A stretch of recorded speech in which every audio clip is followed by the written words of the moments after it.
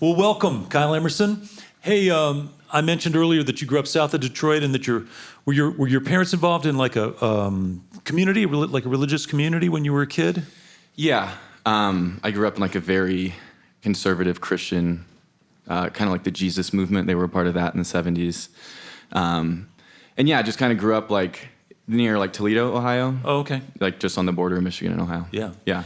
And so, was it so conservative that there wasn't a lot of music? Was there a lot of singing in your life as a kid? So my dad was a worship leader, so there was music. Yeah. But it was kind of like you can't read Harry Potter and listen to Led Zeppelin. That was Yeah. kind of what it was like. Okay. Yeah. So you found a way to do both those things, I suspect. I was the youngest, so my sisters kind of put them through hell, and then they were pretty okay by the time I got there. Yeah. Yeah.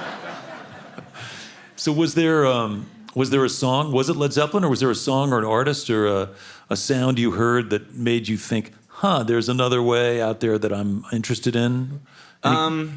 There was still music that was acceptable, like Simon and Garfunkel, like early Beatles and stuff like that. And that set my sister Anna up for listening to The Doors.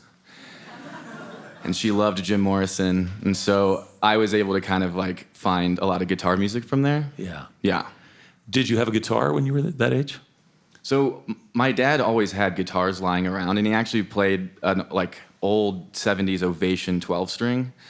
So I had like a really tough time learning, because I was like, what are all these strings? You know what I mean? So I actually kind of started that, and like my grandma was also pretty conservative, but she was so excited that I was into music that she said if I learned all of Led Zeppelin 1 on my dad's acoustic guitar, she would buy me my first electric guitar.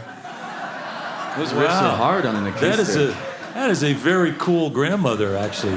Yeah. Yeah. So you're getting, I mean, I would call that mixed messages, actually. Yeah. I have a lot to work through as an adult. Yeah. Wow. Did your parents, were they hip to your grandmother's incentive to really dive deep into Led Zeppelin?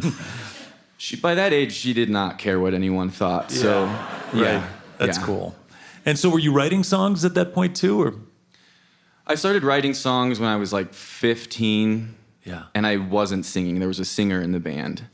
And I got tired of writing the lyrics and teaching him how to sing the melodies. So my buddy Dan, who's usually in the band, he lives out in Denver now too. We've been playing music together since youth group 10 years ago. But yeah, I don't know. There was just like a lot of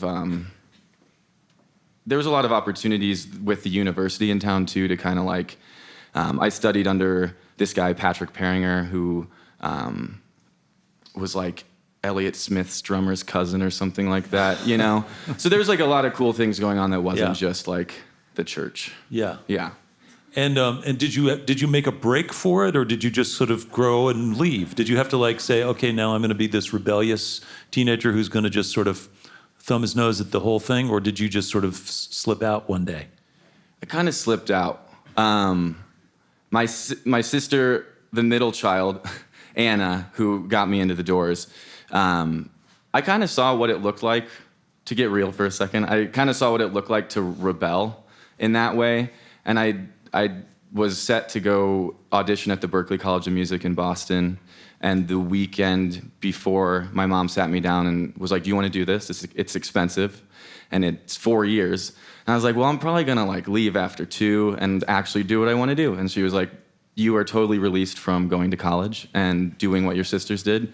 So I moved out to Colorado when I was 19 and really haven't looked back. Oh, wild. Yeah. How old are you now?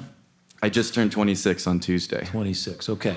Yeah. And so, and you've got a manager, you've got a band, you've been recording, you've been touring, and is this all just part of your plan, or are you surprised by any of that? I'm really thankful. It is kind of bizarre, like if you were to tell me when I moved out here that, like the first show I went to in Colorado was Tallest Man on Earth here. And like it's super surreal to be up here now. At an eTown show? Yeah. Oh, wild. Mm-hmm. Wild. Well, here you are. Yeah.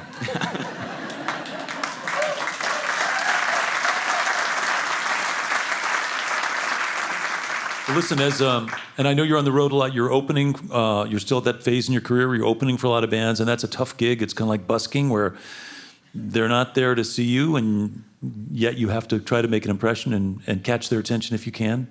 It's good training, isn't it? Yeah, totally. I've learned a lot from like the first record to now what we're doing as on the second record. Yeah. A lot of what it means to captivate an audience, etc. Well, we're about to play some more music together, and I just have to say that diving in and learning your songs, there's a lot of sophistication, there's a lot of attention to detail. You're really thoughtful as a songwriter, and which is another way of saying they're pretty damn complex. Yeah, I guess so. But it's super fun to play. So Yeah. we're gonna get to it. Sweet. Shall we do it? Yeah. Okay. Welcome back, Kyle Emerson.